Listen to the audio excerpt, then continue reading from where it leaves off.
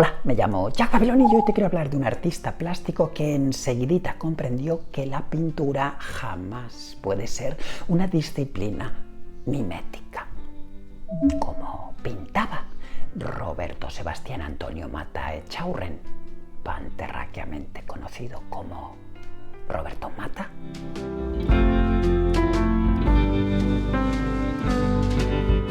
Pero antes de meter mis manos en los tubos de pintura de Roberto Matta, permíteme que te explique un minusculísimo proemio en relación con la entradilla que recién te declamé.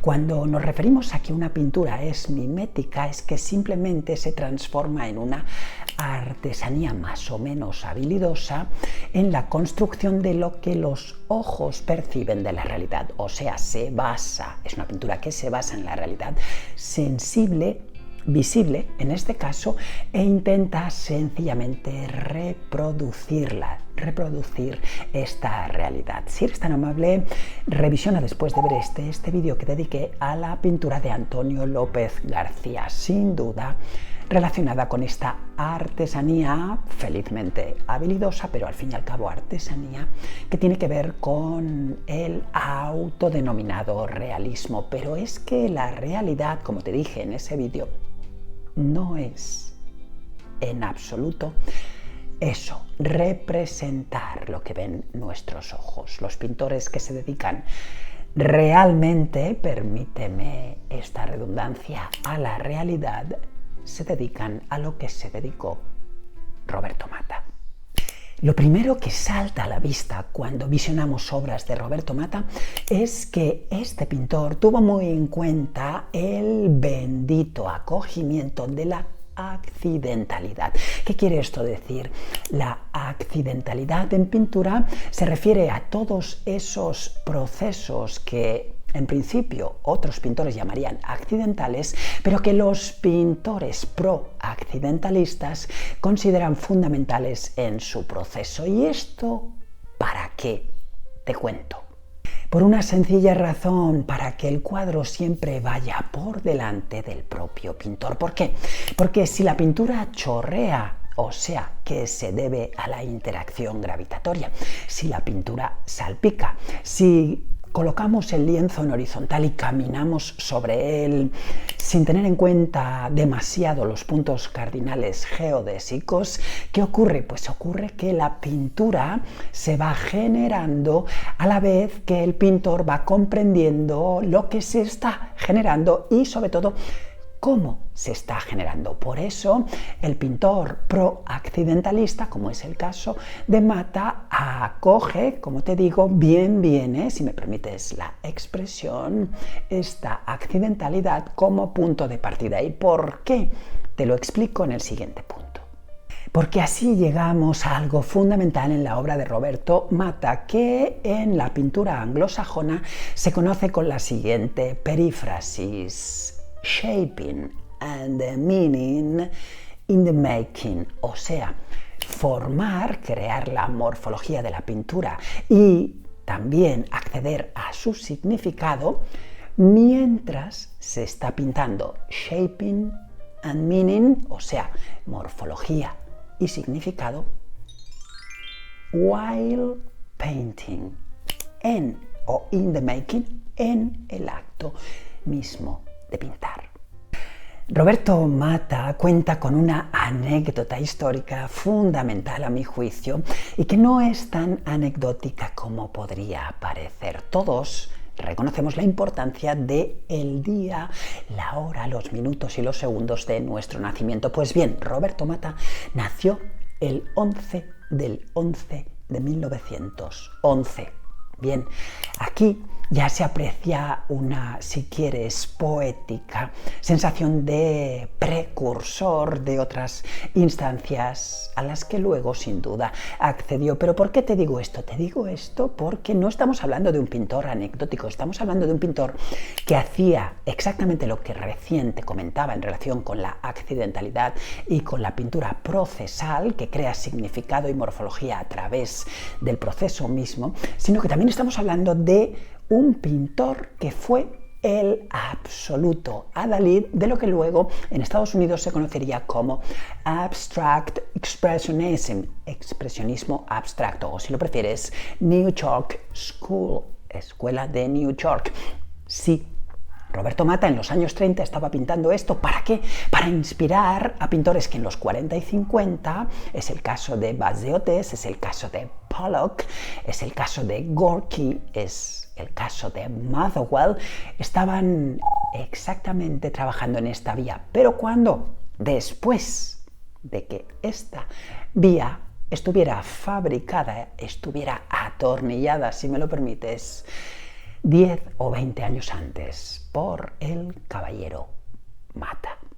Pero, ¿realmente quieres que te explique en qué consiste este accidentalismo o esta accidentalidad, si prefieres que no la convirtamos en un movimiento? Accidentalismo pues consiste exactamente en dejarse arrastrar por las energías que surgen del acto de pintar. Y esto, dirás, Jack, ¿lo puedes explicar un poquitito de forma más concreta? Con muchísimo gusto.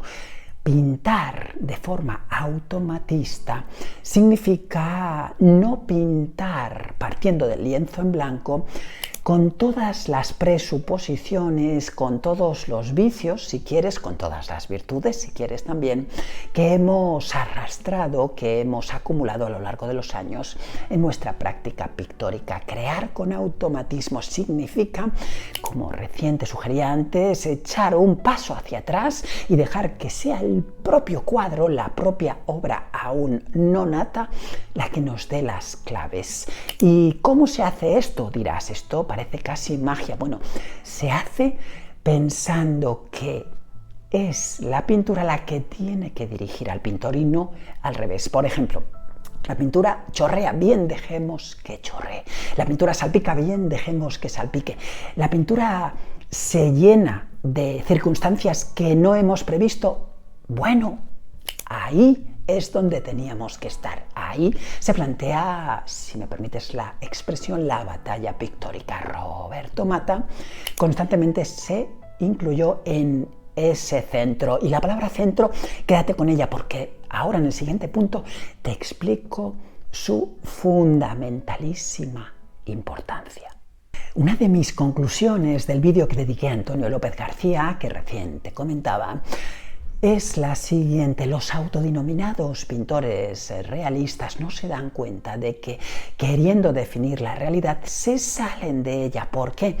Porque, y esto dirás, Jack, es de perogrullo, atención, el artista también es la realidad. Si uno se coloca fuera de la realidad, no puede acceder a ella. ¿Por qué? Porque el pintor mismo ya es realidad. Roberto Matta, ¿por qué creó un acierto tan crasísimo, tan fundamental?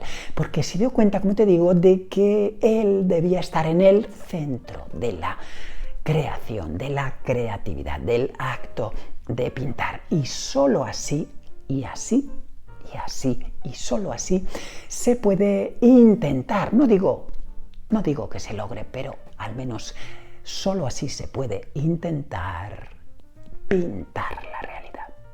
En su tierna juventud, aún en Chile, Roberto Matta estudió arquitectura, pero además sintió muchísima inquietud por diferentes saberes. Como es bien sabido, era eximio polígloto, hablaba francés, italiano y español de forma perfecta, hablaba también y entendía inglés y chapurreaba en diferentes dialectos de muchísimas lenguas. Bueno, ¿esto qué quiere decir? Quiere decir que también la forma en la que articulamos con lenguaje, así llamado articulado, la realidad, también nos expande el cerebro. Pero el cerebro tendemos a pensar que es una masa, que lo es, grasienta, que lo es, circunvolucionante, que lo es, pero los budistas, por ejemplo, y otras prácticas de Extremo Oriente consideran que es también el receptáculo de sustancias más evanescentes. Una de ellas se conoce como mente y la otra se conoce como conciencia. Ambas trabajan en labores distintas, pero tienen un nexo común y es que intentan explicar lo que esa masa grasienta, pegajosa y circunvolucionante a veces con el raciocinio no consigue explicar. ¿Y qué es eso? Pues cómo funciona exactamente ese centro emisor y receptor, la conciencia. Bien, Roberto Matta se dedicó toda su vida a trazar un mapa de esa conciencia. Así, en sus obras vemos representaciones vagamente antropométricas o antropomórficas en un segundo estadio, pero siempre remitidas a, atención aquí, la ausencia de perspectiva racionalizable. ¿Qué quiere esto decir? En cuadros de Matta, en muchísimos de ellos, asistimos realmente a perspectiva tanto aérea, lo que se difunde en lejanía, como eminentemente cónica, lo que llamamos la perspectiva que procede de Euclides, de la antigua Grecia. Así, lo que se puede medir, lo geodésico, lo que tiene que ver con representar la realidad de nuestra Tierra, la planimetría, la cartografía, por ejemplo, procede de ahí, la agrimensura en tamaños, en constantes más pequeñas, ¿sí? De acuerdo, para medir un huerto la agrimensura es fundamental. ¿Pero por qué? Porque nos remitimos a una estricta geometría matemática, pero Roberto Matta no se ciñó exactamente a esta perspectiva, sino que admitió que en todos sus cuadros pudiéramos incluso contradecir muchos puntos de fuga que se crean de manera científica y así unos, como te digo, van negando a otros. ¿Esto qué quiere decir? Que si observas un cuadro de Matta puedes sentirte dentro de tu conciencia, pero si lo observas como un cuadro al uso, no entiendes nada porque estás buscando una representación cartográfica de lo que te han dicho los autodenominados realistas que la realidad es. ¿Ves? Con Matta tienes que abandonarte a seguir el dictado de eso que no sabemos muy bien lo que es, pero que todos percibimos como nuestra conciencia. ¿Y qué consigue toda esta representación? ¿Negar el espacio dinámico? No, en absoluto, subrayarlo, pero creando otra cosmogonía. A Roberto Matta no le sirven las mediciones de los científicos racionales, así que él propone una medición, si quieres, más abstractizante, sin llegar a ser abstracta. En los cuadros de Matta podemos creer que vemos caballos, perros, seres humanos, por supuesto, máquinas, robots. Nos anticipa un futuro que él prevé, ¿de acuerdo? Todo eso es perfectamente perceptible, incluso inteligencias artificiales más o menos naif, representadas de forma más o menos ingenua por Matta, pero también vemos que su intención era claramente sincera. Y a lo mejor ahora te preguntas, Jack, ¿qué has querido decir? Lo puedes ampliar con mucho gusto. Estamos asistiendo a cómo se crea un lenguaje, cómo se crean las ideas previas a crear el lenguaje para manifestar esas ideas. Y, por supuesto, asistimos a la feliz ceremonia de la creatividad. Y ahora, si me lo permites, voy a recuperar un concepto que hace tiempo que no utilizo en esta serie, Cómo pintaba, y es el concepto de pintura de adición. No de adicción, con dos Cs, sino de adición. La pintura, evidentemente, es adictiva. Excúsame este chiste malo. Bueno, la pintura de adición es toda esa pintura que considera que los cuadros avanzan mientras colocamos pintura. Pues bien, hoy te quiero hablar de exactamente su oxímoron. Roberto Matta practicaba, a mi juicio, claramente, creo que es irrefutable, la pintura por o de sustracción. ¿Qué quiere esto decir? En muchas ocasiones Roberto Matta tomaba el lienzo en blanco, lo manchaba de muchísimos colores azarosos, como recién te dije, automatistas, accidentalistas. Dejaba secar estos colores varios días o varias semanas y luego tomaba un color oscuro, que casi siempre era negro, y, como diría un niño, tapaba todo lo que había pintado azarosamente de forma policromada.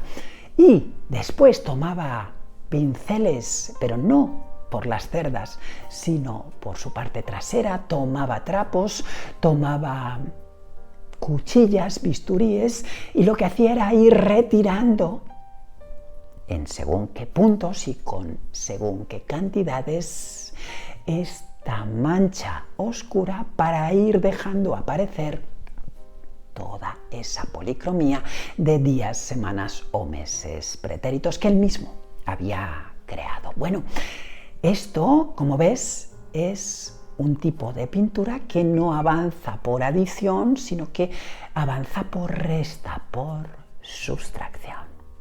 Y ahora permíteme que acuda a un ámbito que sabes que me fascina, la etimología, porque te quiero hablar de un concepto que yo siempre asocio con Roberto Matta, lo he comentado en cenáculos, en diferentes ponencias, en conferencias, y he sido bastante rebatido en este sentido. Cuando yo hablo de Roberto Matta, traigo a colación un término que a mí me parece fundamental. A mi juicio, Roberto Matta practicaba una pintura preliminar, pero ¿quiere esto decir que se centraba en detenerse en un momento dado y no ir más allá? ¿Preliminar? No. ¿En no llegar al cogollo? No.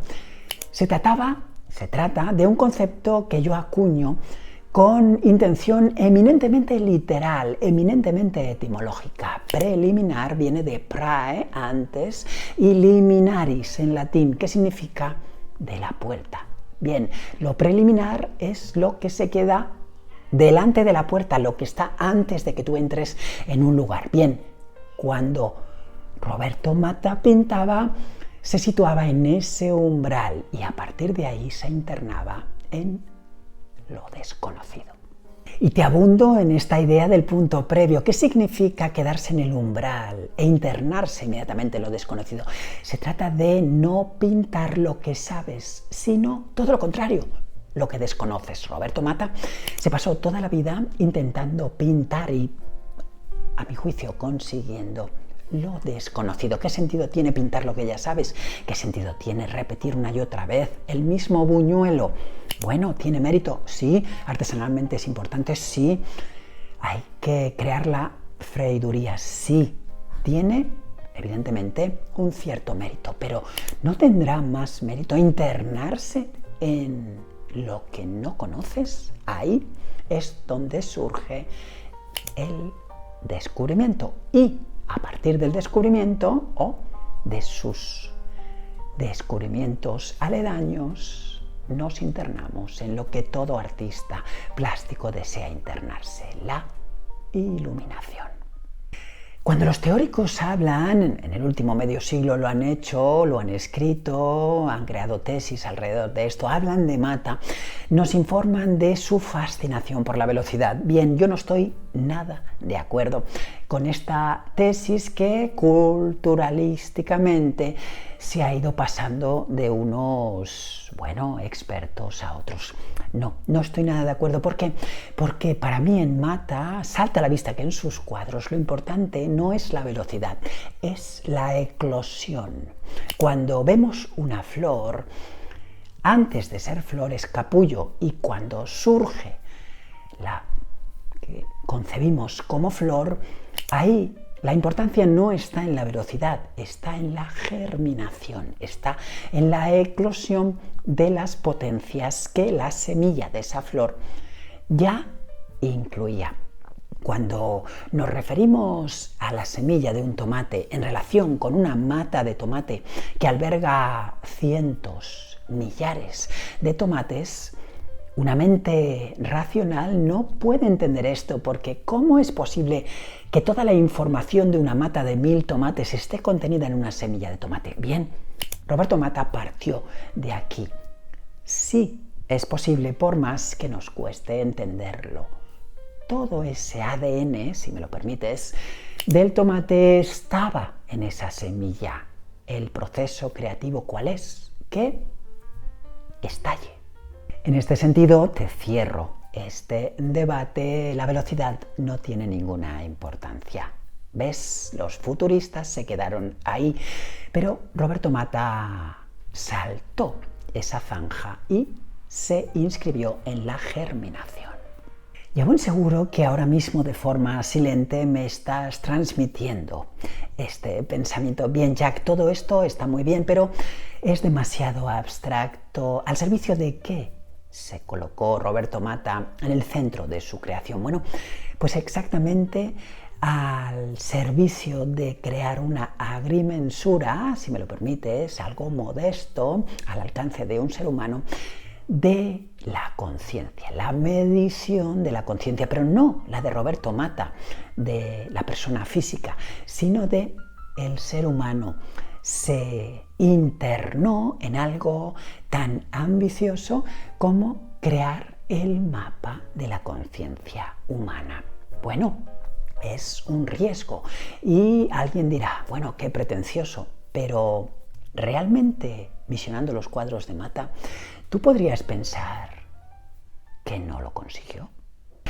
Aterrizo definitivamente, fíjate, esas manchas difusas que nos remiten al éter, pero también a otras sustancias que ya conocemos científicamente. Bueno, sin ir más lejos, al aire, el aire difuso, difuminado, que alberga en su relación vaporosa formas, como antes te decía, levemente o vagamente antropométricas, antropomórficas, y también otros animales, humanos o no, pero también otros seres vivos. Roberto Mata pinta igual una roca que un ser humano o su sugerencia. ¿Por qué? Porque todo lo que él pinta recibe el mismo hálito. Por eso, antes te hablaba de la práctica budista, que admite exactamente eso. La esencia de un ser humano y la esencia de una hoja de laurel o de un basalto es exactamente la misma. Es el espíritu que en diferentes lugares llamamos de diferentes formas. Unos lo llaman madre naturaleza, otros lo llaman Dios, otros lo llaman éter, otros lo llaman la esencia invisible de lo que nos rodea. Para ello, Roberto Mata echaba mano constantemente del contorneo que yo siempre he llamado innecesario. Permíteme que hoy diga que este contorneo innecesario de otros pintores en Mata es necesario. ¿Por qué? Porque él, como recién te comentaba antes, no sabía lo que iba a pintar hasta que lo pintaba, a diferencia de otros pintores que van por delante del cuadro. Bien, todo lo que él contorneaba estaba previsto como figura, aunque luego se transformará en fondo o viceversa. Bueno, esto por un lado. También en Mata vemos una morfología muy interesante, que es la de que las accidentalidades, como antes te comentaba, quedan a la vista en muchas ocasiones. También vemos que en un trozo de cuadro podríamos asistir a lo que hoy consideramos un lienzo de expresionismo abstracto, y a 1 metro a la izquierda asistimos a una figuración levemente deshecha. Bueno, en un cuadro de Mata puedes, si me permites la expresión, visionar varias manos que son siempre las manos de Mata, pero que pareciera que en según qué lugares son las manos adicionadas de otros que no eran Mata. No, siempre era Mata, pero obligándose a pintar como pintores distintos. Hoy te he querido hablar sucintamente, si lo hubiera hecho de forma exhaustiva este vídeo, se me habría ido a 50 horas, de la obra del proteico, pintor y estratosférico, pensador filosófico Roberto Mata, un hombre que, pelín antes de morir, propuso un pensamiento que aún hoy sigue dando que pensar, permíteme la redundancia, a no solo artistas plásticos, sino filósofos estrictos de cualquier escuela de pensamiento y también de cualquier práctica espiritual. Hay hombres que se mueren sin haber llegado a convertirse en seres humanos. Me llamo Jack Babiloni y llevo 46 de mis 54 años dedicado al estudio y la práctica de las artes plásticas, la literatura y la música. ¿Te ha servido este vídeo? Por favor, dale al like, suscríbete a mi canal. ¿Qué te parece la obra de Roberto Matta? Déjamelo, por favor, si eres tan amable, en la caja de comentarios. Y nos vemos en el siguiente. Arigato gozai.